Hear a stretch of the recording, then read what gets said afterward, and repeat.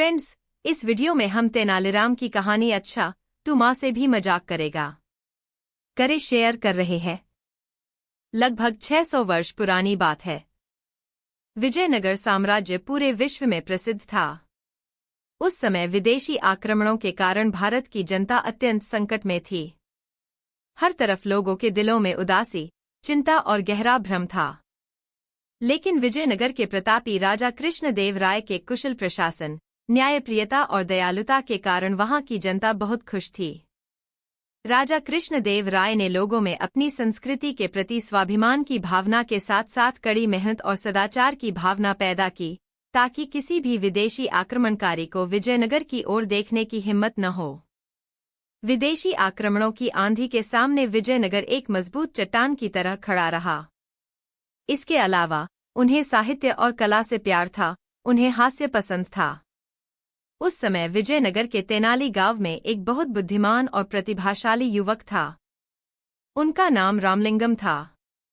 वह बहुत मजाकिया थे। उनकी हंसीपूर्ण बातें और चुटकुले तेनाली गांव के लोगों को बहुत आनंदित करते थे। रामलिंगम खुद तो ज्यादा नहीं हंसते, लेकिन उन्होंने अपनी बातों में कुछ मजेदार बात कही जिससे दर्शक हंसने पर मजबूर हो गए। उनकी बातों में बड़ी व्यंग्यात्मकता और बुद्धिमत्ता थी। नतीजा यह होता है कि जिसका आप मजाक उड़ा रहे थे वह अपनी नफरत भूलकर आपके साथ हंसने लगता है। रामलिंगम की मजाकिया टिप्पणियों पर सड़क पर चलने वाले लोग अक्सर जोर जोर से हंसते थे।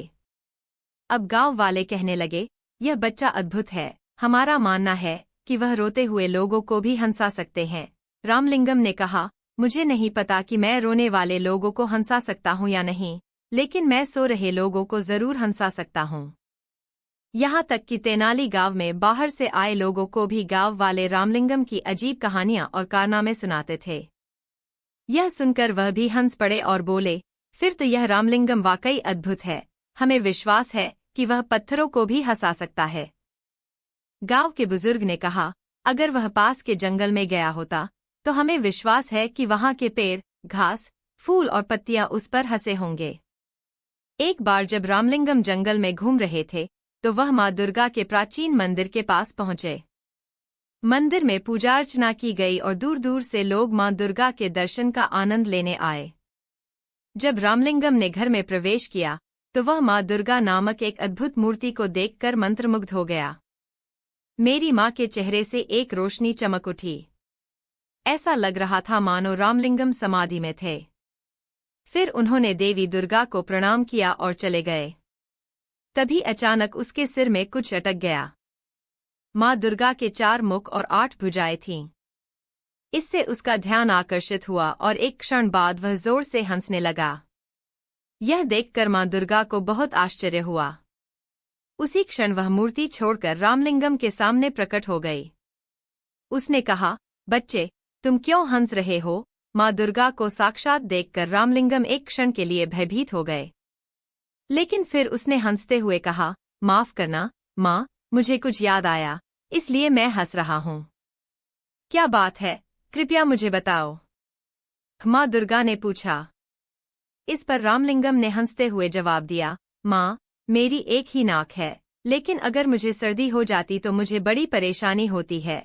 आपके तो 4 मुख और भुजाएं भी 8 है, और यदि आपको सर्दी हुई तो आप और भी अधिक परेशानी में पड़ जाएंगे।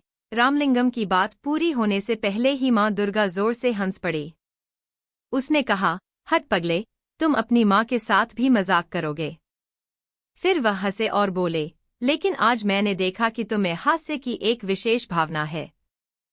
सूझबूझ और बुद्धि के बल पर आप प्रसिद्धि हासिल करेंगे और बड़ी बड़ी उपलब्धियां हासिल करेंगे। लेकिन एक बात याद रखें, किसी को ठेस पहुंचाने के लिए अपने हास्य की भावना का उपयोग न करें। सबको हंसाओ और दूसरों का भला करो। अब राजा कृष्णदेव राय के दरबार में जाइए। वह आपकी प्रतिभा का अत्यंत सम्मान करते हैं। उस दिन जब रामलिंगम देवी दुर्गा के प्राचीन मंदिर से लौटे तो उनका दिल बहुत हल्का था। जब वह घर लौटा तो उसने अपनी मां को इस घटना के बारे में बताया। ये सुनकर उनकी मां हैरान रह गईं। और समय के साथ यह खबर पूरे तेनाली गांव में फैल गई कि देवी दुर्गा ने रामलिंगम को अद्भुत वरदान दिया है। वह बहुत प्रसिद्धि प्राप्त करेगा और महान कार्य करेगा। साथ ही तेनाली गांव का नाम भी ऊंचा होगा। कहानी से सीख। सच्चे मन के लोग हमेशा खुश रहते हैं और भगवान भी उनके साथ होते हैं। धन्यवाद।